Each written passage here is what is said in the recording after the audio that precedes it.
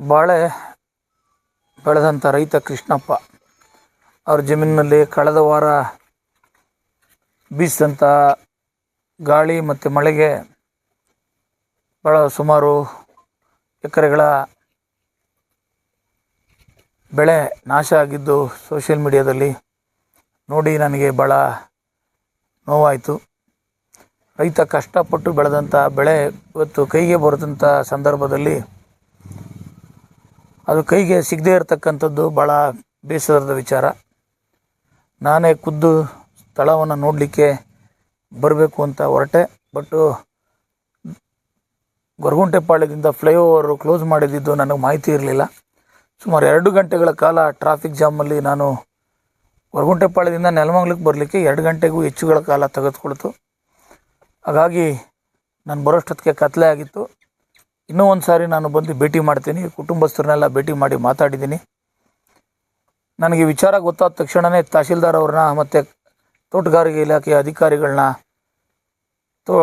ರೈತರ ಜಮೀನಿಗೆ ಭೇಟಿ ನೀಡಲು ಹೇಳಿದ್ದೆ. ಅವರು ಬಂದು ಎಲ್ಲ ಭೇಟಿ ಮಾಡಿ ವಾಸ್ತವತೆಯ ವರದಿಯನ್ನು ಸರ್ಕಾರ ಕಳಿಸಿ SDRF ಮತ್ತು NDRFನಲ್ಲಿ ಏನು ಪರಿಹಾರ ಕೊಡ್ಬೋದು ಅದಕ್ಕೆ ಕ್ರಮ ವಹಿಸೋಕ್ಕೆ ಸೂಚಿಸಿದ್ದೆ. ಅವರು ಅದನ್ನು ಕ್ರಮ ವಹಿಸಿದ್ದಾರೆ.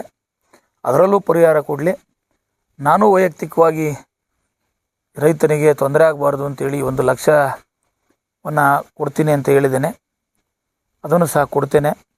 ನಮ್ಮ ಮುಖಂಡರು ಎಲ್ಲ ಸಹಾಯ ಮಾಡಿದ್ದಾರೆ, ಚಿಕ್ಕನ್ಮೇಗೌಡರು ಎಲ್ಲ, ಈಗ ನಾಗರಾಜಣ್ಣ ಎಲ್ಲ ಸಹಾಯ ಮಾಡ್ತೀನಿ ಅಂತ ಹೇಳಿದ್ದಾರೆ.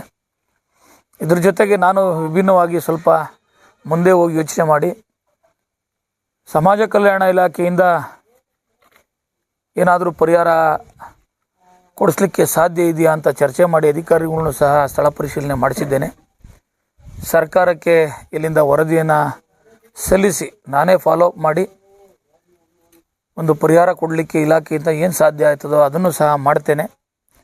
ಇವತ್ತು ಇನ್ನೊಂದೇನು ಭಾಳ ನೋವಿನ ವಿಚಾರ ಅಂತ ಅಂದರೆ, ಯಾವುದೇ ಕ್ಷೇತ್ರದಲ್ಲಾಗಲಿ ಪರಿಶಿಷ್ಟ ಜಾತಿ ಜನಾಂಗದವರು ಜಮೀನು ಇಟ್ಕೊಂಡಿರ್ತಕ್ಕಂಥದ್ದು ಕಡಿಮೆ, ವ್ಯವಸಾಯ ಮಾಡ್ತಕ್ಕಂಥದ್ದು ಕಡಿಮೆ. ಅದರಲ್ಲಿ ವಿಶೇಷವಾಗಿ ಈ ಭಾಗದ ಆತ್ಮೀಯ ಮಿತ್ರ ಸಹೋದರ ಕೃಷ್ಣಪ್ಪ ಕಷ್ಟಪಟ್ಟು ಹಿಂದೆ ಪೂರ್ವಿಕರ ಜಮೀನಿನಲ್ಲಿ ಇವತ್ತು ವ್ಯವಸಾಯನ ಮುಂದುವರಿಸಿ ವ್ಯವಸಾಯ ಮಾಡಿದಂಥ ಸಂದರ್ಭದಲ್ಲಿ ಅದು ಸಹ ಇವತ್ತು ಪ್ರಕೃತಿಯ ವಿಕೋಪಕ್ಕೆ ತುತ್ತಾಗಿದ್ದು ಭಾಳ ಬೇಸರ ಆಯಿತು. ಇದರಿಂದ ಕೃಷ್ಣಪ್ಪ ಮತ್ತು ರೈತ ಕುಟುಂಬ ಎದೆಗುಂದದ್ದು ಬೇಡ.